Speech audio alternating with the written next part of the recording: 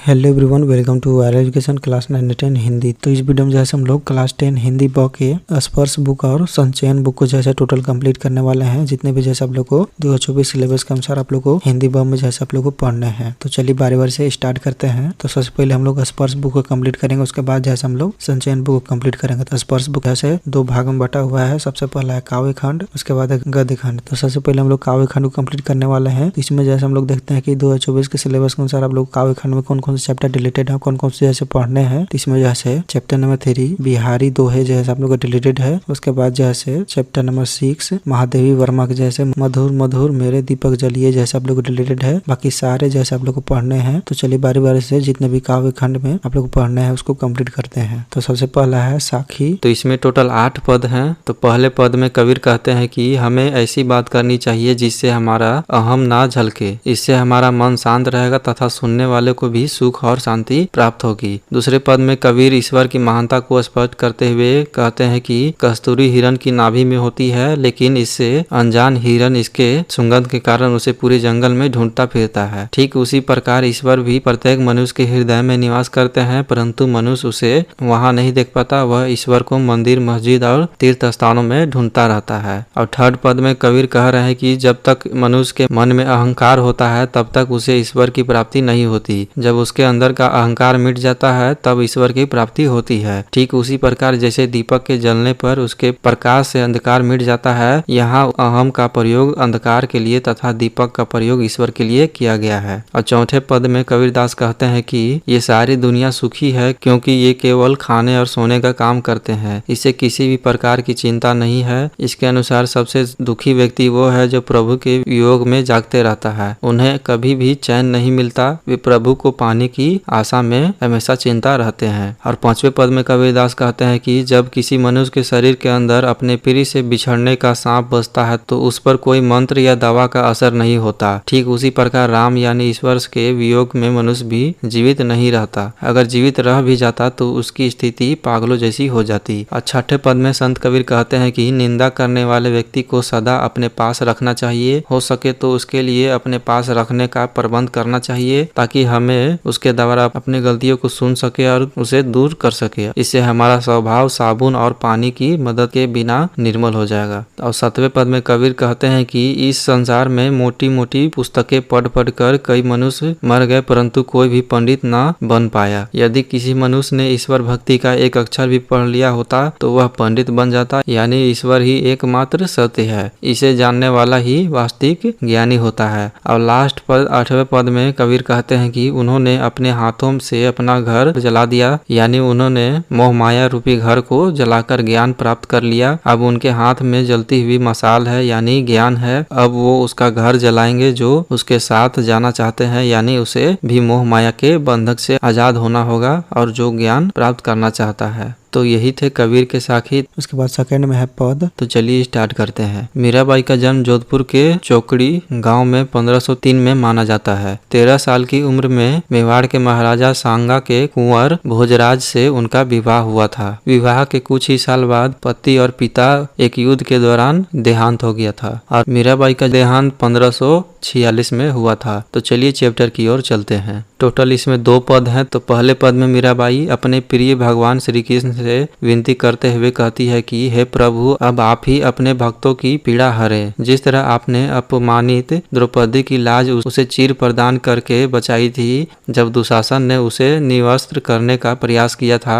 आपने प्रिय भक्त प्रहलाद को बचाने के लिए नरसिंह रूप धारण किया था। आपने ही डूबती हुई हाथी की रक्षा की थी और उसे मगरमच्छ के मुंह से बचाया था। इस प्रकार आपने उस हाथी की पीड़ा दूर की थी। इन उदाहरणों को देखकर दासी मीरा कहती है कि हे गिरधर लाल, आप मेरी पीड़ा भी दूर कर मुझे छुटकारा दीजिए। तो यही था पहला पद। और दूसरे पद में मीराबाई भगवान श्री कृष्ण से प्रार्थना करते हुए कहती है कि हे श्याम, आप मुझे अपनी दासी बना लीजिए। आपकी दासी बनकर मैं आपके लिए बाग बगीचे लगाऊंगी, उसमें आप विहार कर रहे होंगे। इसी बहाने मैं रोज आपके दर्शन कर सकूंगी। मैं वृंदावन के कुंज और गलियों में कृष्ण की लीला के गांठ करूंगी। इससे उन्हें कृष्ण कृष्ण के नाम स्मरण का अवसर प्राप्त होगा तथा भावपूर्ण भक्ति की जागीर की प्राप्ति होगी। इस प्रकार दर्शन, स्मरण और भाव भक्ति नामक तीनों बातें में मेरी जीवन की रच बस जाएगी। अगली पंक्ति में मीराबाई श्री कृष्ण के रूप सौंदर्य का वर्णन करते हुए कहती है कि मेरे प्रभु कृष्ण के शीश पर मोर पंख का बना हुआ मुकुट बहुत ही शोभता है।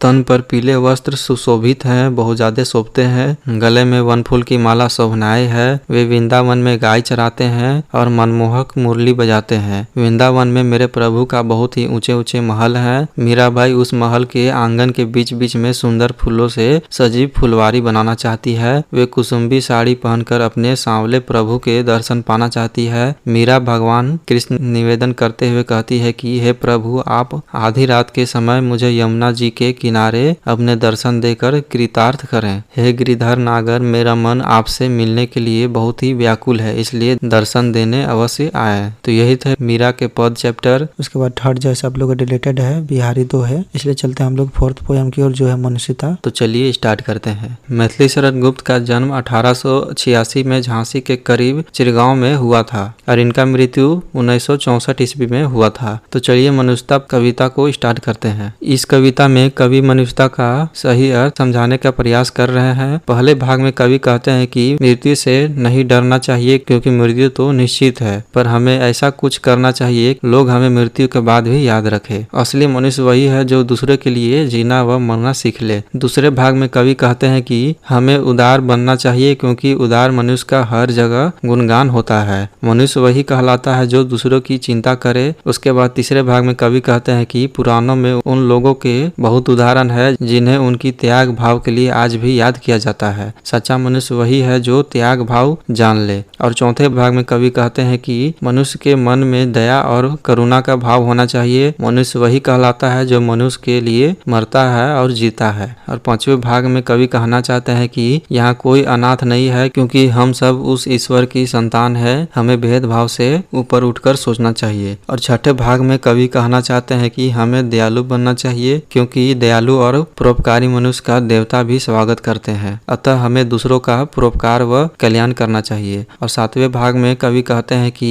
मनुष्य के बाहरी कर्म अलग अलग हो परंतु हमारे वेद साक्षी है कि सभी की आत्मा एक है। हम सब एक ही ईश्वर की संतान है। अतः सभी मनुष्य भाई बंधु हैं और मनुष्य वही है जो दुख में दूसरे मनुष्य के काम आए। अंतिम भाग में कवि कहना चाहते हैं कि विपत्ति और विघ्न को काटते हुए मनुष्य को अपने चुने हुए रास्ते पर चलना चाहिए। आपसी समझ को बनाए रखनी चाहिए और भेदभाव को नहीं बढ़ाना चाहिए। ऐसी सोच वाला मनुष्य ही अपना और दूसरा का कल्याण और उद्धार कर सकता है। तो यह बहुत ही इंटरेस्टिंग पोयम था। उसके बाद है फिफ्थ, पर्वत प्रदेश में प्रवास। इसमें टोटल 4 पद हैं। तो पहले पद में सुमित्रानंद पंत जी कहते हैं कि पर्वतीय प्रदेश में वर्षा ऋतु के आगमन से वहां प्रकृति में पल पल परिवर्तन हो रहा है। और दूसरा पद में सुमित्रानंद पंत कहते हैं कि ऊंचे ऊंचे पर्वत की श्रृंखला का आकार लिए अपने पुष्प रूपी नेत्र को फाड़े नीचे देख रहा है। आगे कवि कहते हैं कि ये विशाल पर्वत के चरणों में तालाब का अस्तित्व है जो कि दर्पण के समान प्रतीत हो रहा है। तो यही था दूसरा पद। और तीसरा पद में बोला जा रहा है कि ये जो झरना है वो विशाल पर्वत के गौरव का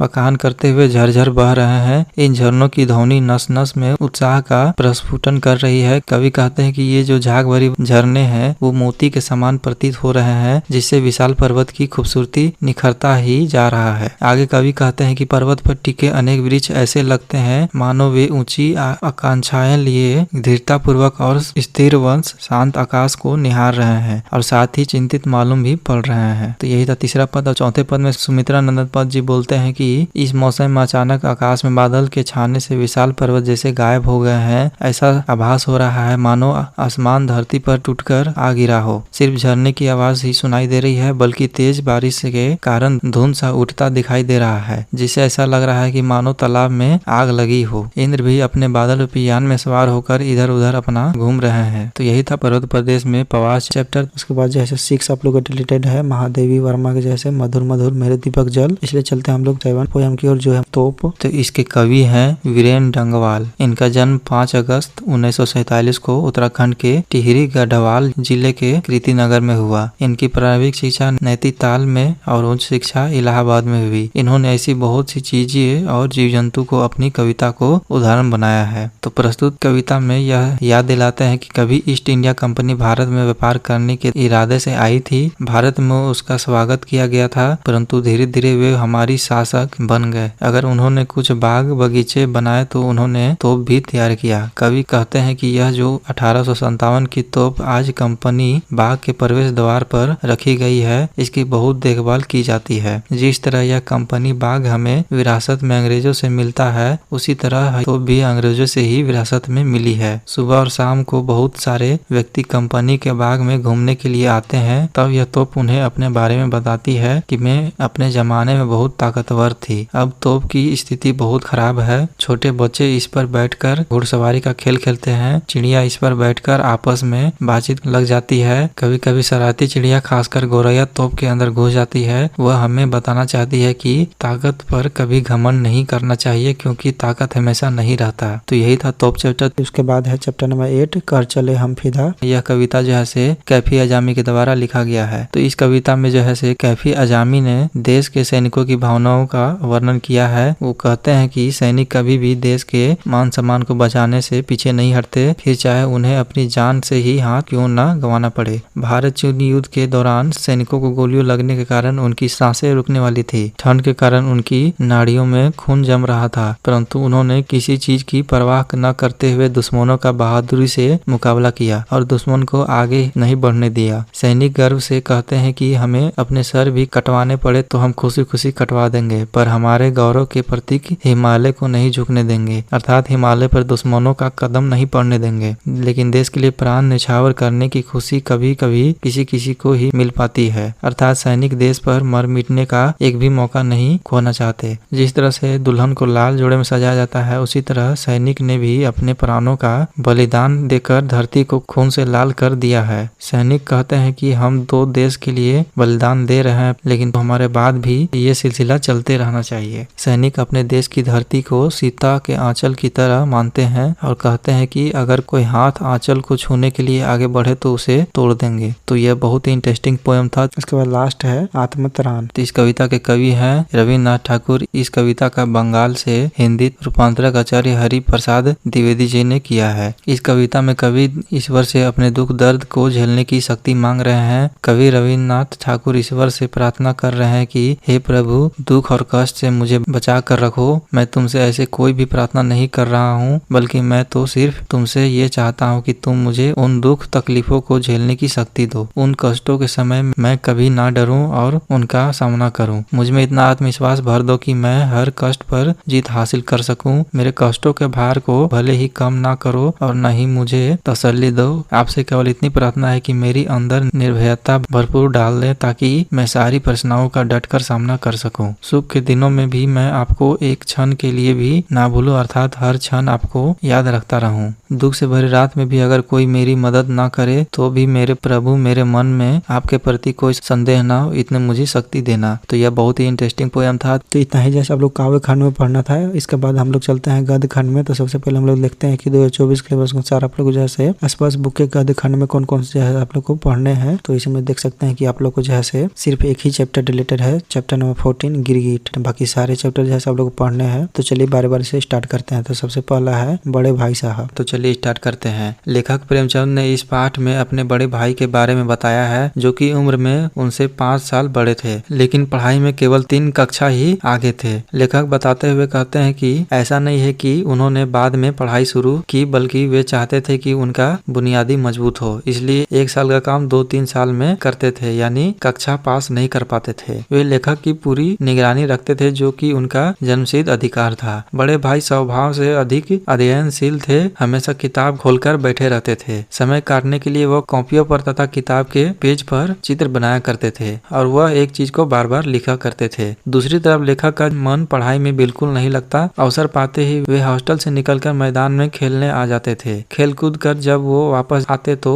उनके भाई लेखक को डांटते हुए कहते कि पढ़ाई इतनी आसान नहीं है, इसके लिए रात दिन आँख खोलकर पढ़नी पड़ती है, खून जलाना पड़ता है, तब जाकर यह समझ में आती है। अगर तुम्हें इसी तरह से खेलकर समय गंवानी हो तो बेहतर है कि घर चले जाओ और गुल्ली डंडे खेलो। इस तरह यहाँ रहकर दादा की गाड़ी कमाई के रुपये क्यों बर्बाद कर रहे हो। ऐसी लताड़ सुनकर लेखक रोने लगे और उन्हें लगता कि पढ़ाई का काम उनके बस का नहीं है। परंतु 2-3 घंटे बाद निराशा हटती तो फटाफट पढ़ाई लिखाई की कठिन टाइम टेबल बना लेते, जिसका वो पालन नहीं कर सकते। खेलकूद के मैदान उन्हें बाहर खींच लेती थी। इतने फटकार के बाद भी वो खेल में शामिल हो रहे हैं। सालाना परीक्षा में बड़े भाई फिर फेल हो गए और लेखक अपनी कक्षा में प्रथम आए। उन दोनों के बीच अब 2 कक्षा की दूरी रह गई थी। अब बड़े भाई का लेखक पर ज्यादा दबाव नहीं था। एक दिन लेखक सारा समय खेल में बिताया। लौटे तब भाई साहब ने उन्हें जमकर डांटा और कहा कि अगर कक्षा में अव्वल आने पर घमंड हो गया है तो यह जान लो कि बड़े बड़े आदमी का भी घमंड नहीं टिक पाया। तुम्हारी क्या हस्ती है। अनेक उदाहरण देकर लेखक को चेताया। बड़े भाई ने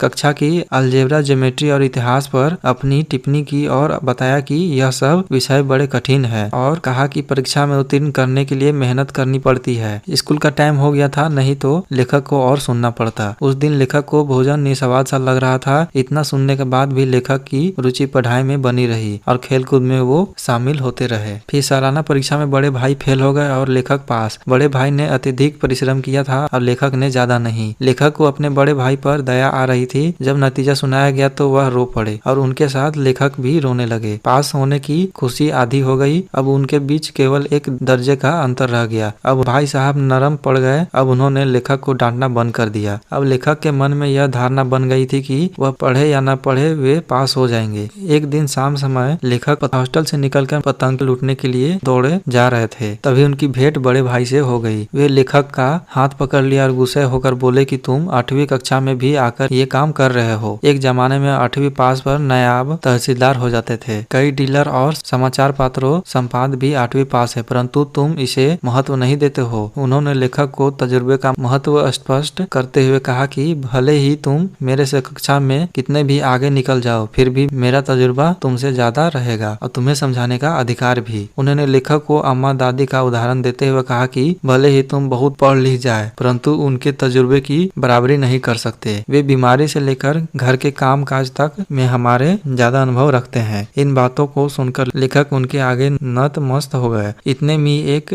पतंग उन लोगों के ऊपर से गुजरा। चूंकि बड़े भाई लंबे थे इसलिए उन्होंने पतंग की डोर पकड़ ली और हॉस्टल की तरफ दौड़कर भागने लगे। लेखक उनके पीछे पीछे भागे जा रहे थे। तो यही था बड़े भाई साहब चैप्टर। उसके बाद है डायरी का एक पन्ना। तो इस पाठ में लेखक सीताराम शेखसरिया ने 26 जनवरी 1931 को कोलकाता में मनाए गए स्वतंत्रता दिवस का विवरण प्रस्तुत किया है। लेखक ने बताया कि भारत में स्वतंत्रता दिवस पहली बार 26 जनवरी 1930 में मनाया गया था, परंतु उस साल कोलकाता के स्वतंत्रता दिवस में ज्यादा हिस्सेदारी नहीं थी। परंतु इस साल पूरी तैयारी की गई थी। केवल प्रचार में 2000 रुपये खर्च किए गए थे। लोगों को घर घर जाकर समझाया गया था। बड़े बाजार के पर्याय मकानों पर तिरंगा फहराया गया था। कलकत्ता के हर भाग में झंडे लगाए गए थे। ऐसी सजावट पहले कभी नहीं हुई थी। पुलिस भी प्रत्येक मोड़ में तैनात होकर अपनी पूरी ताकत से गश्त दे रही थी और घुड़सवार का भी प्रबंध था। मॉन्यूमेंट के नीचे जहां सभा होने वाली थी उस जगह को पुलिस ने सुबह 6 बजे से ही घेर लिया था। फिर भी कई जगह सुबह में ही झंडा फहराया गया। श्रद्धानंद पार्क में बंगाल प्रांतीय विद्यार्थी संघ के मंत्री अविनाश बाबू ने जब झंडा गाड़ा तब उन्हें पकड़ लिया गया। तारा सुंदरी पार्क में बड़ा बाजार कांग्रेस कमेटी के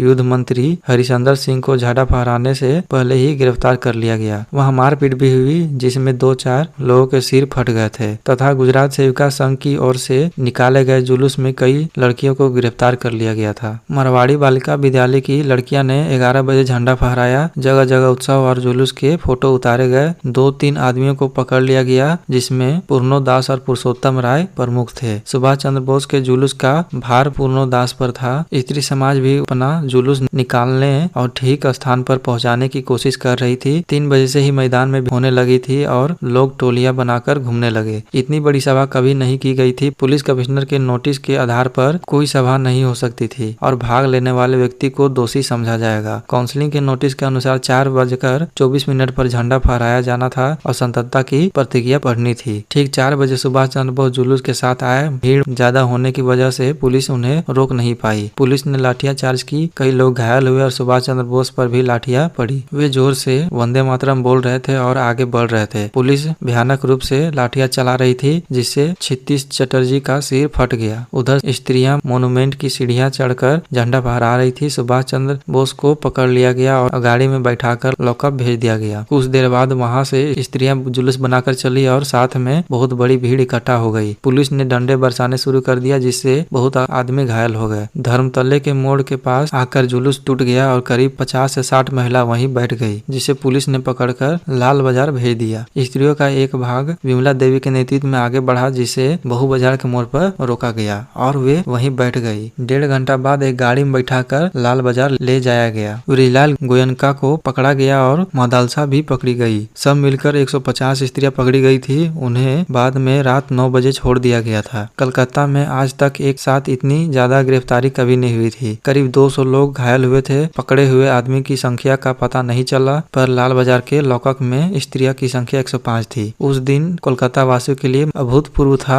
आज वो कलंक धुल गया कि कलकत्ता वासियों की यहाँ काम नहीं हो सकता। तो ये था डायरी का एक पन्ना। उसके बाद है चैप्टर नंबर 12, तंतारा वामिरो कथा। ततारा वामिरो कथा अंडमान निकोबार द्वीप समूह के एक छोटे से द्वीप पर केंद्रित है। उस द्वीप पर एक दूसरे से शत्रुता का भाव अपनी अंतिम सीमा पर पहुंच चुका था। इस शत्रुता की भाव को जड़ से उखाड़ने के लिए एक जोड़ी को आत्म बलिदान देना पड़ा था। उसी जोड़ी के बलिदान पर वर्णन लेखक ने प्रस्तुत पाठ में किया है। बहुत समय पहले जब लिटिल अंडमान और कार निकोबार एक साथ जुड़े थे, तब वहाँ एक बहुत सुंदर गांव हुआ करता था। उसी गांव के पास में ही एक सुंदर और शक्तिशाली युवक रहता था, जिसका नाम ततारा था। निकोबार के सभी व्यक्ति उसे बहुत प्यार करते थे। इसका एक कारण था कि ततारा एक भला और सबकी मदद करने वाला व्यक्ति था। जब भी कोई मुसीबत में होता था तो हर कोई उसी को याद करता था और वह भी भागा भागा वहाँ उनकी मदद करने के लिए पहुंच जाता था। ततारा हमेशा अपनी पारंपरिक पोशाक पहनता था और हमेशा अपनी कमर में एक लकड़ी की तलवार को बांधे रखता था। लोगों का मानना था कि उस तलवार में लकड़ी की होने के बावजूद भी अनोखी देवी शक्तियां थी। ततारा कभी भी अपनी तलवार को अपने से अलग कभी नहीं करता था। वह दूसरे के सामने तलवार का प्रयोग भी नहीं करता था। ततारा की तलवार जिज्ञासा पैदा करने वाला ऐसा राज था जिसको कोई नहीं जानता था। एक शाम को ततारा दिन भर की कठोर मेहनत करने के बाद समुद्र के किनारे घूमने के लिए चल पड़ा। समुद्र से ठंडी ठंडी हवाएं आ रही थी। शाम के समय पक्षियों की जो चहचहाट होती है वो भी धीरे धीरे शांत हो रही थी। ततारा अपने ही विचारों में खोया हुआ था और समुद्र की बालू पर बैठकर सूरज की आखिरी किरणों को समुद्र के पानी पर देख रहा था, जो बहुत रंग बिरंगे दिख रहे थे। तभी कहीं से उसे मधुर संगीत सुनाई दिया जो उसके आसपास कोई गा रहा था। ततारा बेचैन मन से उस दिशा की ओर बढ़ता गया। आखिरकार ततारा की नजर एक युवती पर पड़ी। उस युवती को यह पता नहीं था कि कोई युवक उसे बिना कुछ बोले बस देख रहा है। उसी समय अचानक एक ऊंची लहर उठी और उसको भिगो कर चली गई। इस तरह अचानक भीगने से वह युवती हड़बड़ा गई और अपना गाना भूल गई। ततारा ने बहुत ही विनम्र तरीके से उस व्यक्ति से पूछा कि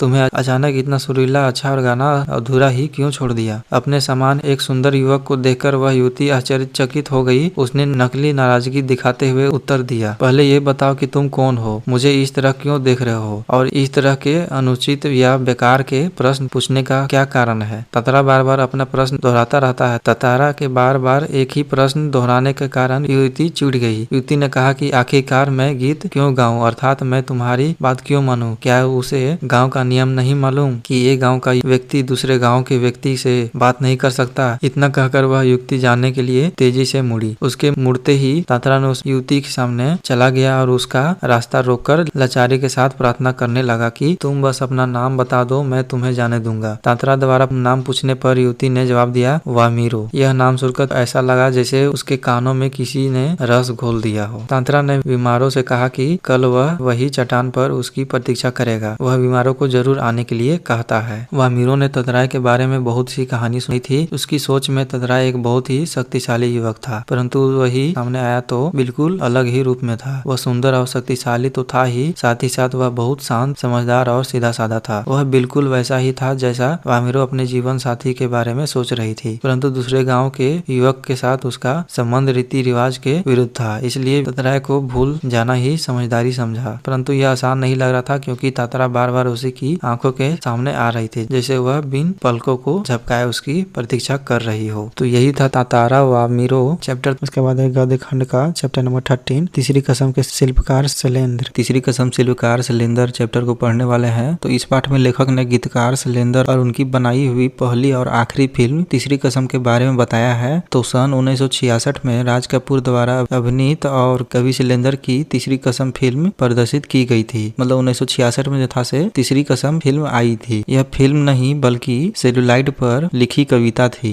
इसमें हिंदी साहित्य और अत्यंत मार्मिक कथा कृति को सेलुलाइड पर उतारा गया था। तो शैलेंद्र ने इसमें अपनी संवेदनशीलता को अच्छी तरह से दिखाया था। राज कपूर ने भी अपनी अच्छी भूमिका निभाई थी इसमें। और इस फिल्म जो है से वहीदा रहमान नायिका के रूप में थी। राज कपूर ने इस फिल्म के लिए शैलेंद्र से सिर्फ 1 रुपया लिया था और फिल्म के असफल होने की संभावना के बारे में भी बताया था, लेकिन शैलेंद्र को धन से अधिक अपनी आत्मसंतुष्टि अधिक प्रिय लगी। उसके बाद आगे लेखक बोलते हैं कि फिल्म में जय किशन का संगीत था और उनके गाने पहले ही लोकप्रिय हो चुके थे, परंतु फिल्म को खरीदने वाला कोई नहीं था। फिल्म की संवेदना आसानी से समझ में आने वाली नहीं थी, इसलिए फिल्म का प्रचार कम हुआ और वह कब आई और कब गई पता नहीं चला। शैलेंद्र ने झूठे अभिजाति को कभी नहीं अपनाया और सीरीज 420 के एक दसों दिशाएं कही गई अपनी कहानियों को संगीतकार जय किशन के कहने पर नहीं बदला, क्योंकि वे दर्शकों की रुचि के आड़ में अनपन अतलेपन को नहीं थोपना चाहते थे। तो यही था तीसरी कसम के शिल्पकार चैप्टर। उसके बाद चैप्टर नंबर 14 जो है आप लोग का डिलीटेड है, जिसका नाम है गिरगिट। ये जैसे डिलीटेड है, इसलिए चलते हैं चैप्टर नंबर 15 की ओर, इसका नाम है अब कहाँ दूसरे के दुख से दुखी होने वाले। तो इस चैप्टर में लेखक ने मानव द्वारा अपने स्वार्थ के लिए किए गए धरती पर अत्याचारों से अवगत किया है। इस चैप्टर में बताया कि किस तरह मानव की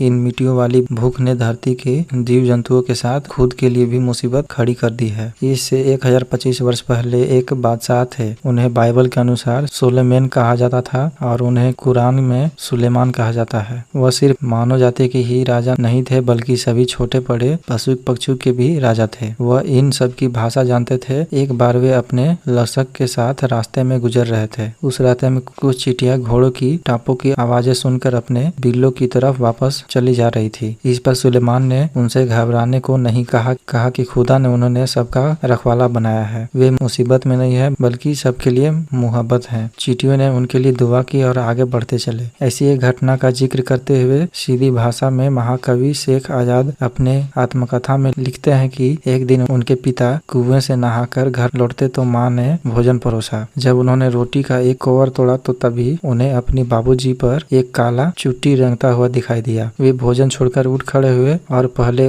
उस बेघर हुए चुट्टी को वापस उनके घर कुएं पर छोड़ाए। बाइबल और अन्य ग्रंथों में नूह नामक एक पैगंबर का जिक्र मिलता है, जिनका असली नाम लश्कर था, परंतु अरब में उन्हें नून नाम से याद किया जाता है, क्योंकि ये पूरी जिंदगी रोते रहे। एक बार इनके सामने से एक घायल कुत्ता गुजरा। उन्होंने उस गंदे कुत्ते को दूर हो जाने के लिए कहा, क्योंकि इस्लाम में कुत्ते को गंदा माना जाता है। कुत्ते ने इस दुत्कार को सुनकर जवाब दिया कि न मैं अपनी मर्जी से कुत्ता हूँ और न तू अपनी पसंद से इंसान हो, बनाने वाला सब एक ही है। इन बात को सुनकर वे दुखी हो गए और सारी उम्र रोते रहे। महाभारत में भी एक कुत्ता ने युधिष्ठिर के साथ अंत कर दिया था। भले ही इस संसार की रचना की अलग अलग कहानियां हैं, परंतु तय है कि धरती किसी एक का ही नहीं है। सभी जीव जंतु, पशु पक्षी, नदी, पहाड़, इस सब का समान अधिकार है। लोग इस बात को नहीं समझते हैं। पहले उसने संसार जैसे परिवार को तोड़ा, फिर खुद टुकड़ों में बांटकर एक दूसरे से दूर हो चुका है। पहले लोग मिलजुल कर बड़े बड़े आंगनों में रहते थे, पर अब छोटे छोटे डिब्बों जैसे घर में सिमटने लगे हैं। बढ़ती हुई आबादी के कारण समुद्र को पीछे सड़काना पड़ रहा है, पेड़ों को रास्ते से हटाना पड़ रहा है, जिस कारण से फैले प्रदूषण ने पक्षियों को भगाना शुरू कर दिया है। इसका परिणाम कभी जब देखते हैं आप लोग की बहुत ज्यादा गर्मी हो जाता है, कभी जब बाढ़ आ जाता है और इसी तरह से बहुत सारी चीजें आती है। ये सब पेड़ पौधे काटने की वजह से हुई है। लेखक की माँ कहती थी कि शाम ढलने पर पेड़ से पत्ते मत तोड़ो, वे रोएंगे। दिया बाती के वक्त फूल मत तोड़ो, दरिया पर जाओ तो सलाम करो, कबूतर को मत सताया करो, मुर्गे को परेशान मत करो, वह अजान देते हैं। लेखक बताते हैं कि उनका ग्वालियर में मकान था। उस मकान के रोशनदारी में कबूतर के एक जोड़े ने अपना घोंसला बना लिया। एक बिल्ली ने उचक कर 2 में से एक अंडा फोड़ दिया और फिर दूसरा अंडा जो है से लेखक की माँ बचाने की सोचा, लेकिन फूट गया। उसकी माफी के लिए उन्होंने दिन भर कुछ नहीं खाया और नमाज अदा कर रही थी। अब लेखक मुंबई के वर्सोवा में रहते हैं। पहले यहाँ पेड़ परिंदे और दूसरे जानवर रहते थे, परंतु अब यह शहर बन चुका है। दूसरे पशु पक्षी इसे छोड़कर जा चुके हैं, जो नहीं गए वे इधर उधर डेरा डाले रहते हैं। लेखक के फ्लैट में भी 2 कबूतर ने एक मचान पर अपना घोंसला बनाया। बच्चे अभी छोटे थे, खिलाने पिलाने की जिम्मेदारी बड़े कबूतरों पर थी। वे दिन भर आते जाते रहते थे। लेखक और उनकी पत्नी को इसे परेशानी होती थी, इसलिए उन्होंने जाली लगाकर उन्हें बाहर कर दिया। अब दोनों कबूतर खिड़की के बाहर बैठकर उदास रहते हैं, परंतु अब न सुलेमान है न लेखक की माँ जिन्हें उनकी फिक्र हो। तो यही था अब कहाँ दूसरे दुख से दुखी होने वाले चैप्टर। उसके बाद है चैप्टर नंबर 16, जिसका नाम है पतझड़ में टूटी पत्तियां। तो यह चैप्टर रविंदर के लेकर जी द्वारा लिखा गया है। तो इसमें सबसे पहला भाग है गिन्नी का सोना। इस चैप्टर के माध्यम से लेखक कहते हैं कि गिन्नी का सोना और शुद्ध सोना अलग अलग होता है। आमतौर पर देखा जाए तो गिन्नी के सोने में थोड़ा सा तांबा का अंश मिलाया जाता है, जिसकी वजह से से यह ज्यादा चमकदार हो जाता है, जबकि शुद्ध सोने की अपेक्षा गिन्नी का सोना अधिक मजबूत भी होता है। ज्यादातर औरतें गिन्नी के सोने का गहना बनाया करती है। आगे लेखक कहते हैं कि ठीक इसी तरह शुद्ध सोने के समान ही शुद्ध आदर्श भी होती है, लेकिन कुछ लोग शुद्ध सोने रूपी आदर्श में थोड़ा सा तांबा मिलाकर चलते हैं, जिन्हें हम प्रैक्टिकल आइडियलिस्टिक के नाम से जानते हैं। आगे लेखक कहते हैं कि वक्त के साथ साथ उनके आदर्श भी पीछे हटने लगे हैं और व्यवहारिक सूझबूझ का भी वर्चस्व हो जाता है। मतलब सोना पीछे रह जाता है और केवल तांबा आगे रह जाता है। लेखक के अनुसार गांधी जी बिल्कुल प्रैक्टिकल आइडियलिस्टिक थे। गांधी जी कभी अपने आदर्शों को व्यवहारिकता के स्तर पर नहीं, बल्कि वे व्यवहारिकता को आदर्शों के स्तर पर चढ़ाकर उसकी अहमियत बढ़ा देते थे। मतलब गांधी जी सोने में तांबा मिलाकर नहीं, बल्कि तांबे में सोना मिलाकर उसकी कीमत बढ़ा देते थे। आगे लेखक कहते हैं कि व्यवहारिकवादी लोग हर काम को लाभ हानि के आधार पर करते हैं, खुद ऊपर चढ़ते हैं और साथ में दूसरों को भी ऊपर चढ़ाते हैं। यह काम तो केवल आदर्शवादी लोग ने ही किया है, जबकि व्यवहारिकवादी लोग तो सिर्फ समाज को नीचे गिराने का काम करते हैं। और दूसरा भाग है झेन की देन। तो इसमें लेखक जापान की यात्रा पर गए हुए थे। वहाँ उन्होंने अपने एक मित्र से पूछा कि यहाँ के लोग को कौन सी बीमारियां सबसे अधिक होती है। इस पे उनके मित्र ने जवाब दिया कि मानसिक। जापान के 80% लोग मनोरोगी हैं। लेखक ने जब वजह जानना चाहा तो उनके मित्र ने बताया कि जापानी की जीवन की रफ्तार बहुत बढ़ गई है। लोग चलते नहीं, दौड़ते हैं। महीने का काम एक दिन में पूरा करने का प्रयास करते हैं। दिमाग में स्पीड का इंजन लग जाने से 1000 गुना अधिक तेजी से दौड़ने लगा है। एक क्षण ऐसा आता है जब दिमाग का तनाव बढ़ जाता है और पूरा इंजन टूट जाता है। इस कारण मानसिक रोग बढ़ जाती है। शाम को जापानी मित्र उन्हें टी सेरेमनी में ले गए। यह चाय पीने की विधि है जिसको चानोयू कहते हैं। वह एक 6 मंजिला इमारत थी जिसकी छत पर दफ्ती की दीवारों वाली और चटाई की जमीन वाली एक सुंदर पर्णकुटी थी। बाहर बेढप सा एक मिट्टी का बर्तन था जिसमें पानी भरा हुआ था, जिसे उन्होंने हाथ पांव धोए। उसके बाद तौलिए से हाथ पोंछकर अंदर गए। वातावरण इतना शांत था कि चाय का उबलना भी साफ सुनाई दे रहा था। चाय तैयार हुई और चाजिन ने चाय को प्यालों में भरा और उसे तीनों मित्र के सामने रख दिया। शांति को बनाए रखने के लिए वहाँ 3 व्यक्ति से ज्यादा को एक साथ प्रवेश नहीं दिया जाता है। प्याले में 2 घूंट से ज्यादा चाय नहीं थी। वे लोग ओठों से एक एक बूंद कर 1.5 घंटे तक पीते हैं। पहले 10-15 मिनट तक लेखक उलझन में रहे, परंतु फिर उनके दिमाग की रफ्तार धीमी पड़ती गई। उन्हें सन्नाटे की भी आवाज सुनाई दे रही थी। असल जीना किसे कहते हैं लेखक को उस दिन मालूम चला। तो यही था पतझड़ में टूटी पत्तियां। उसके बाद लास्ट चैप्टर है जिसका नाम है कारतूस। तो यह चैप्टर जैसे जाबाज वजीर अली के जिंदगी का एक अंश है। तो अंग्रेज सरकार के आदेश के अनुसार वजीर अली को गिरफ्तार करने के लिए कर्नल कॉलिंज अपने लेफ्टिनेंट और सिपाहियों के साथ जंगल में डेरा डाले हुए हैं। उन्हें जंगल में आए हुए हफ्ते गुजर गए हैं, परंतु वह अभी तक वजीर अली को गिरफ्तार नहीं कर पाए। वजीर अली के दल में अंग्रेजों के प्रति नफरत की बातें सुनकर उन्हें रॉबिन हुड की याद आ जाती है। अपने 5 महीने के शासन काल में उसने अवध के दरबार से अंग्रेजी हुकूमत को साफ कर दिया। शहादत अली आफिसुद्दौला का भाई है और साथ ही वजीर अली का दुश्मन भी है, क्योंकि आसिफुद्दौला की लड़के की कोई उम्मीद नहीं थी, परंतु वजीर अली ने शहादत अली के सारे सपने को तोड़ दिया। अंग्रेज ने शहादत अली को अवध के तख्त पर बैठाया क्योंकि वे अंग्रेज से मिलकर रहता है और ऐसे आदमी अंग्रेज को पसंद थे। इसके बदले में शहादत अली ने अंग्रेज को आधी दौलत और 10 लाख रुपए नगद दिए थे। लेफ्टिनेंट कहते हैं कि सुना है वजीर अली ने अफगानिस्तान के बादशाह शाह जमान को हिंदुस्तान पर हमला करने की दावत दी है। इस पर कर्नल ने कहा कि अफगानिस्तान को हमले की दावत सबसे पहले टीपू सुल्तान ने दी। फिर वजीर अली ने भी उसे दिल्ली बुलाया। फिर शमसुद्दीन दौला ने, जो नवाब बंगाल का रिश्ते का भाई है और बहुत ही खतरनाक है। इस तरह पूरे हिंदुस्तान में कंपनी के खिलाफ लहर दौड़ गई है। यदि यह कामयाब हो गई तो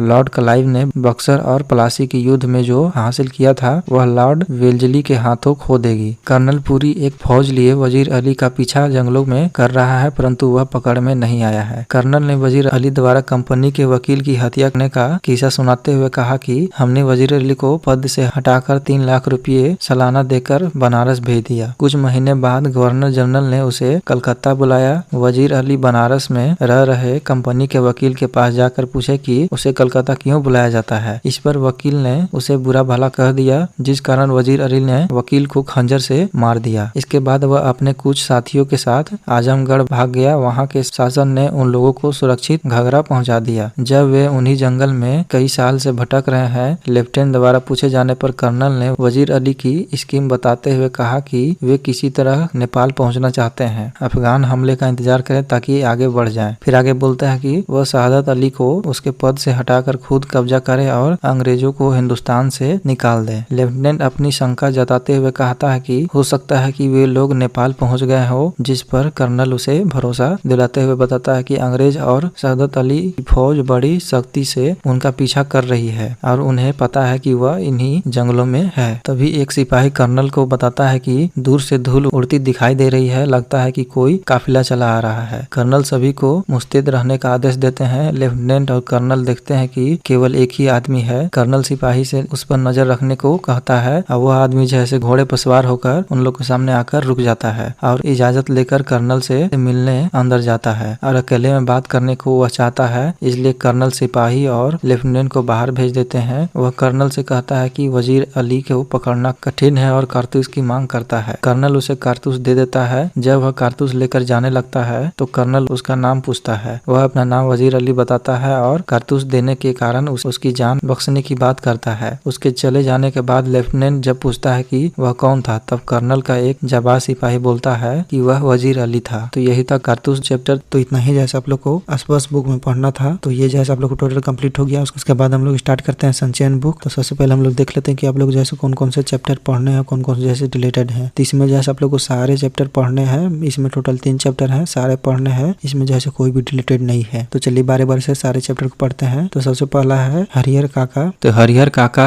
स्टोरी के लेखक हैं मिथिलेश्वर जी। इनका जन्म 31 दिसंबर 1950 को बिहार के भोजपुर जिले के वैसाडीह गांव में हुआ था। वे हिंदी में एमए और पीएचडी किए हुए हैं। तो चलिए चैप्टर की ओर चलते हैं। हरिहर काका कहानी मिथिलेश्वर जी द्वारा लिखी कहानी हरिहर काका ग्रामीण परिवेश में रहने वाले एक वृद्ध व्यक्ति की कहानी है, जिसने अपना संपूर्ण जीवन सादगी में व्यतीत किया। जीवन के अंतिम पड़ाव पर वह बेबस और लाचारी का शिकार हो गया है। इसके सगे संबंधित सब स्वार्थ सिद्धि में लगे हुए हैं। लेखक का हरिहर काका से परिचय बचपन का है। हरिहर काका उसके पड़ोस में रहते थे। उन्होंने उसे अपने बच्चे की तरह प्यार और दुलार दिया। वे उससे अपनी कोई भी बात नहीं छिपाते थे, परंतु पिछले कुछ दिनों की घटनाओं के कारण वे शांत बैठे रहते थे। लेखक के अनुसार उनके पिछले जीवन को जानना अत्यंत आवश्यक है। लेखक का गांव कस्बाई शहर आरा से 40 किलोमीटर की दूरी पर है। असन बाजार बस स्टैंड के पास है। गांव की कुल आबादी 2,500-3 हजार है। गांव में 3 स्थान प्रमुख है, एक तालाब, दूसरा पुराना बरगद का पेड़ और तीसरा ठाकुर जी का विशाल मंदिर, जिसे लोग ठाकुरबाड़ी भी कहते हैं। यह मंदिर गांव वालों के लिए बहुत ही महत्वपूर्ण है। ठाकुरबाड़ी की स्थापना कब हुई, इसका किसी को विशेष ज्ञान नहीं था। इस संबंध में प्रचलित है कि जब गांव बसा था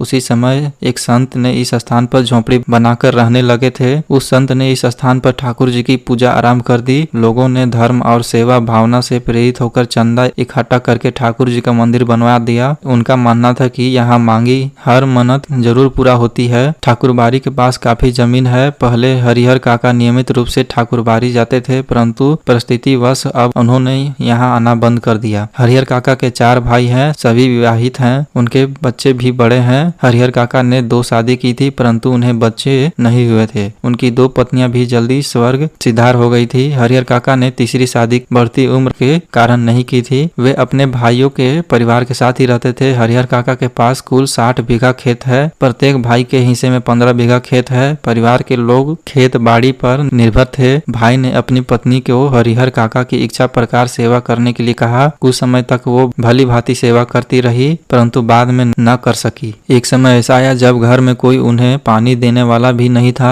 बचा हुआ भोजन उनकी थाली में परोसा जाने लगा। उस दिन उनकी सहन शक्ति समाप्त हो गई। जब हरिहर काका के भतीजे का मित्र शहर से गांव आया, उसके लिए तरह तरह के स्वादिष्ट भोजन बनाए गए। काका ने सोचा कि उन्हें भी स्वादिष्ट भोजन खाने को मिलेंगे, परंतु ऐसा नहीं हुआ। उनको वही रूखा सूखा भोजन परोसा गया। हरिहर काका क्रोधित हो गए। उन्होंने थाली उठाकर आंगन में फेंक दी और बहुओं को खरी खोटी सुनाई। ठाकुरबाड़ी के पुजारी उस मंदिर के कार्य के लिए उन्होंने मंदिर पहुंचकर इस घटना की सूचना महंत को दी। महंत ने इसे शुभ संकेत समझा और सारे लोग हरिहर काका के घर की तरफ निकल पड़े। महंत काका को समझकर ठाकुरबाड़ी ले आए। उन्होंने संसार की निंदा शुरू कर दी, दुनिया को स्वार्थ कहने लगे तथा ईश्वर की महिमा का गुणगान गाने लगे। महंत ने हरिहर काका को समझाया कि अपनी जमीन मंदिर के नाम लिख दो, जिसे तुम्हें बैंकुट की प्राप्ति होगी तथा लोग तुम्हें हमेशा याद करेंगे। हरिहर काका उनकी बात ध्यान से सुनते रहे। वे दुविधा में पड़ गए जब उन्हें कोई रास्ता नहीं सूझ रहा था। महंत ने ठाकुरबाड़ी में ही उनके रहने तथा खाने पीने की उचित व्यवस्था करवा दी। जैसे ही इस घटना की सूचना भाइयों को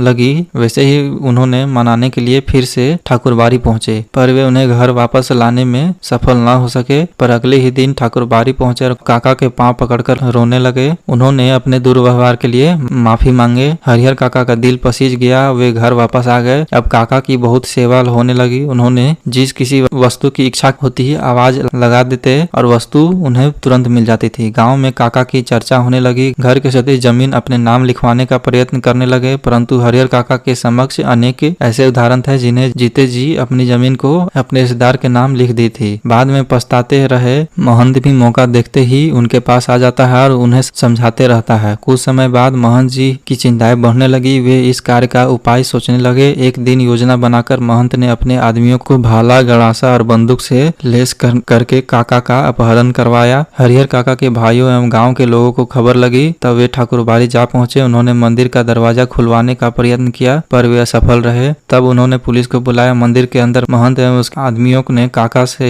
जबरदस्ती कुछ सादे कागज पर अंगूठे के निशान ले लिए। काका महंत के इस रूप को देखकर हैरान हो गए। पुलिस ने बहुत मुश्किल से मंदिर का दरवाजा खुलवाया, परंतु उन्हें अंदर कोई हलचल दिखाई नहीं दी। तभी एक कमरे में धक्का मारने की आवाज आई। पुलिस ने ताला तोड़कर देखा तो काका रस्सी से बंधे मिले। उन्होंने मुंह में कपड़ा ठूस दिया था। उन्हें बंधन से मुक्त करवाया। उनके भाई उन्हें घर ले आए। अब उनका बहुत ध्यान रखने जाने लगा। 2-3 लोग रात में उन्हें घेर कर सोते थे। जब वे गांव में जाते थे तब भी हथियार से लैस 2-3 व्यक्ति उनके साथ जाते थे। उन पर फिर से दबाव डाला जाने लगा कि वे अपनी जमीन अपने भाइयों के नाम कर दे। जब एक दिन उनकी सहन शक्ति ने जवाब दे दी, उन्होंने भी भयानक रूप धारण कर लिया। उन्होंने काका को धमकाते हुए कहा कि सीधे तरीके से तुम हमारे नाम जमीन कर दो, नहीं तो मारकर यही घर में ही गाड़ देंगे और गांव वालों को पता भी नहीं चलेगा। हरिहर काका ने जब साफ इनकार कर दिया तो उनके भाइयों ने उन्हें मारना शुरू कर दिया। हरिहर काका अपनी रक्षा करने के लिए चिल्लाने लगे। भाइयों ने उनके मुंह में कपड़ा ठूस दिया। उनके चिल्लाने की आवाज सुनकर गांव वाले इकट्ठा होने लगे। महंत तक खबर पहुंच गई। वह पुलिस लेकर वहां पहुंचा। पुलिस ने काका को बंद मुक्त करवाया, उनका बयान लिया। काका ने बताया कि मेरे भाइयों ने जबरदस्ती इन कागजों पर मेरे अंगूठे के निशान लिए। उनकी दशा देखकर मालूम हो रहा था कि उनकी पिटाई हुई है। अब हरिहर काका ने पुलिस से सुरक्षा की मांग की। अब वे घर से अलग रह रहे थे। उन्होंने अपनी सेवा के लिए एक नौकर रख लिया। 2-4 पुलिसकर्मी उन्हें सुरक्षा दे रहे थे और उनके पैसे पर मौज कर रहे थे। एक नेताजी ने उनके समक्ष प्रस्ताव रखा कि वे जमीन पर उच्च विद्यालय खोल दे, पर काका ने इनकार कर दिया। गांव में अफवाहों का बाजार गर्म हो गया। लोगों ने सोचा कि काका की मृत्यु के बाद महंत साधुओं एवं संत को बुलाकर जमीन पर कब्जा कर लेगा। अब काका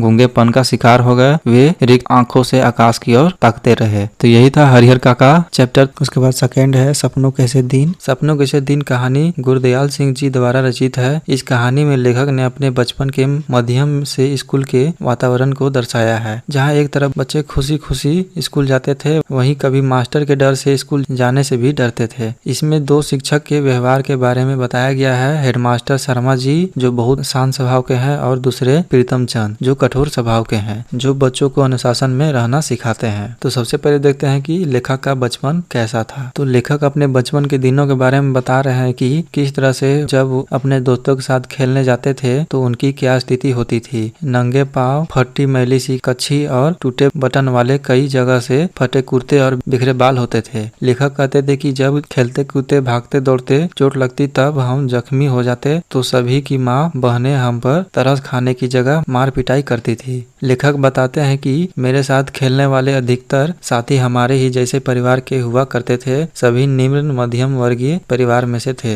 हमारी आदतें भी कुछ मिलती जुलती थी। हम में से कुछ बच्चे हरियाणा और राजस्थान से आकर मंडी में व्यापार या दुकानदारी करने वाले परिवारों में से थे, लेकिन जब वे खेलते थे तब एक दूसरे के व्यवहार में बखूबी समझ जाते थे। अब फिर अगला है लेखक का स्कूल के प्रति डर। तो लेखक बोलते हैं कि हम में से कोई ऐसा नहीं था जिसे स्कूल कैद नहीं लगता था। दूसरी तरफ जब हम नई श्रेणी में जाते तो बड़े होने के एहसास से खुश भी होते थे, परंतु साथ में डर भी लगता था कि मास्टरों से पहले से भी अधिक मार पड़ेगी। लेखक को जो है से स्कूल की छुट्टियों में जब नानी के घर जाते तो पहले 2-3 सप्ताह तो ऐसे ही निकल जाते। नानी के घर खूब दूध दही और मक्खन खाते और नानी के घर के पास जो तालाब था वहाँ दोपहर तक नहाते रहते और जो जी आता तो नानी से मंगवा लेते थे। जब छुट्टियां खत्म होने वाली थी तो डर बढ़ने लगता था कि मास्टर जी ने छुट्टियों का काम दिया था उसका हिसाब लगाने लगते और स्कूल की पिटाई का डर और बढ़ने लगता। फिर लेखक बोलते हैं कि ऐसा समय में उनका सबसे बड़ा नेता ओमा हुआ करता था, जो मास्टर की मार को सस्ता सौदा समझता था। फिर वे सोचते थे कि किस तरह से काम पूरा किया जाए। दिन रात एक करके काम पूरा करने की कोशिश करते पर सफल नहीं होता और मास्टर से पिटाई खा लेते थे। फिर लेखक स्कूल के बारे में बोलते हैं कि हमारा स्कूल बहुत छोटा था, इसमें छोटे छोटे 9 कमरे थे जो अंग्रेजी के एज की तरह बने हुए थे। दाई और पहला कमरा हेडमास्टर जी मदमोहन शर्मा जी का था, जिसके दरवाजे के आगे हमेशा पर्दा लगा रहता था। स्कूल में प्रार्थना के समय वे बाहर आते थे और सीधे खड़ी कतार में लड़कों को देखकर खुश हो जाते थे। स्कूल के सारे अध्यापक भी उनके पीछे कतार में खड़े हो जाते थे। केवल मास्टर प्रतिम चंद जो पीटी के अध्यापक थे, वे लड़के को भी देखते कि कोई कतार से बाहर तो नहीं है। वे बच्चों को दंड देते थे और इसके विपरीत हमारे हेडमास्टर शर्मा जी थे, वे बिल्कुल शांत स्वभाव के थे। वे 8वीं और 5वीं श्रेणी को अंग्रेजी खुद पढ़ाया करते थे। फिर लेखक बोलते हैं कि बिना रोए चिल्लाए स्कूल कभी जाना नहीं होता था, परंतु कभी कभी स्कूल में ऐसा भी पथ हुआ था कि जिसके चलते स्कूल अच्छा भी लगता था। जब पीटी सर स्काउटिंग का अभ्यास कराते उस समय बहुत ही मजा आता था। फिर आगे लेखक जो है से उनके समय का सामाजिक स्थिति के बारे में बताते हैं। तो बोलते हैं हर साल अगली कक्षा में प्रवेश करते समय मुझे पुरानी किताबें मिला करती थी, इसलिए अगली कक्षा में जाने का शौक भी नहीं होता था। लेखक के घर की स्थिति बहुत अच्छी नहीं थी, पर वे पढ़ना चाहते थे। उस समय जब और बच्चे पढ़ना नहीं चाहते थे तो उनके माता पिता ज्यादा ध्यान नहीं देते थे। वे सोचते थे कि आगे चलकर वो करेगा ही क्या, जो हमारा काम है वही तो उसे संभालना है, बस उसे हिसाब किताब ही आ जाए तो काफी है। लेखक का परिवार भी बड़ा था और वे पढ़ना भी चाहते थे, इसलिए मास्टर जी ने उन्हें हर साल एक कक्षा आगे की किताब पकड़वा देते थे। दूसरे विश्व युद्ध का समय था। लोगों को फौजी में शामिल होने के लिए नौटंकी और गाने के माध्यम से बहादुरी का दृश्य दिखाकर उन्हें आकर्षित किया करते थे। कभी कभी उन्हें महसूस होता था कि वे भी फौज जवानों से कम नहीं है। फिर मास्टर जी का व्यक्तित्व बताते हुए कहते हैं कि हमने मास्टर प्रीतम चंद को कभी भी मुस्कुराते नहीं देखा, उनसे सभी डरते थे और नफरत भी करते थे। मास्टर प्रीतम चंद बहुत सख्त सजा देते थे। वे 4वीं श्रेणी में फारसी पढ़ाते थे। एक दिन उन्होंने सभी बच्चों को शब्द रूप याद करने को कहा, परंतु कोई भी बच्चा पूरी तरह याद नहीं कर पाया। मास्टर जी ने सभी बच्चों को टांगों के पीछे से बाहें निकालकर कान पकड़ने और पीठ ऊंची करने के लिए कहा। कई बच्चे सहन न कर सके और 3-4 मिनट के बाद बारी बारी से गिरने लगे। उसी समय हेडमास्टर उधर से निकले।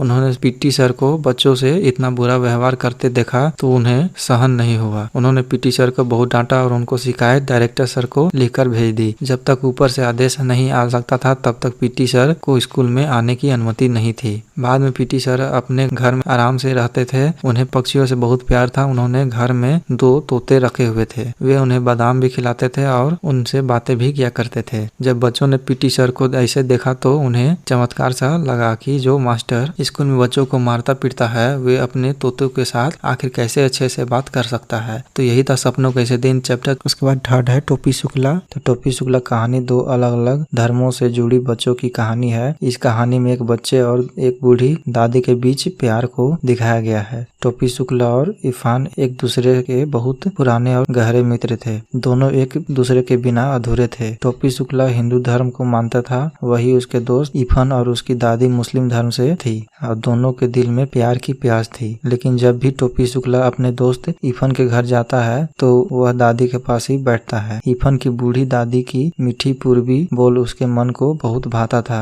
दादी पहले रोज टोपी शुक्ला की अम्मी के बारे में पूछती थी और फिर उसे रोज कुछ खाने को देती थी। टोपी शुक्ला को बूढ़ी दादी का हर शब्द गुड़ की तरह मीठा लगता था, इसलिए दोनों का रिश्ता बहुत ही खास और गहरा था। इरफान की दादी जितना इरफान को प्यार करती थी उतना ही टोपी शुक्ला को भी करती थी। वहाँ एक दिन ऐसा हुआ कि जब बूढ़ी दादी का मृत्यु हो गया, उसके बाद टोपी शुक्ला को ऐसा लगने लगा कि उसकी जिंदगी में दादी का छत्र छाया ही नहीं रहा। उसको अपने दोस्त इरफान का घर खाली लगने लगा। उसके बाद जल्द ही इरफान के पिता का तबादला हो गया। उन दिन टोपी शुक्ला ने कसम खाई कि आगे से किसी ऐसे लड़के से मित्रता नहीं करेंगे जिसके पिता की नौकरी बदलने वाली है। इरफान के जाने के बाद टोपी शुक्ला अकेला हो गया। उस शहर के अगले कलेक्टर हरिनाथ सिंह थे। उनके 3 लड़के थे। उन सभी लड़कों में से डब्बू बहुत छोटा था, बिल्लू बहुत घमंड था, गुड्डू केवल अंग्रेजी बोलता था। उनमें से किसी ने टोपी शुक्ला को अपने मित्र नहीं बनाने दिया। माली और चपरासी टोपी शुक्ला को जानते थे, इसलिए वहाँ बंगले में घुस गया। उस समय 3 लड़के क्रिकेट खेल रहे थे। उन लोग के साथ टोपी शुक्ला का झगड़ा हो गया। डब्लू ने अल्सेशियन कुत्तों को टोपी शुक्ला के पीछे लगा दिया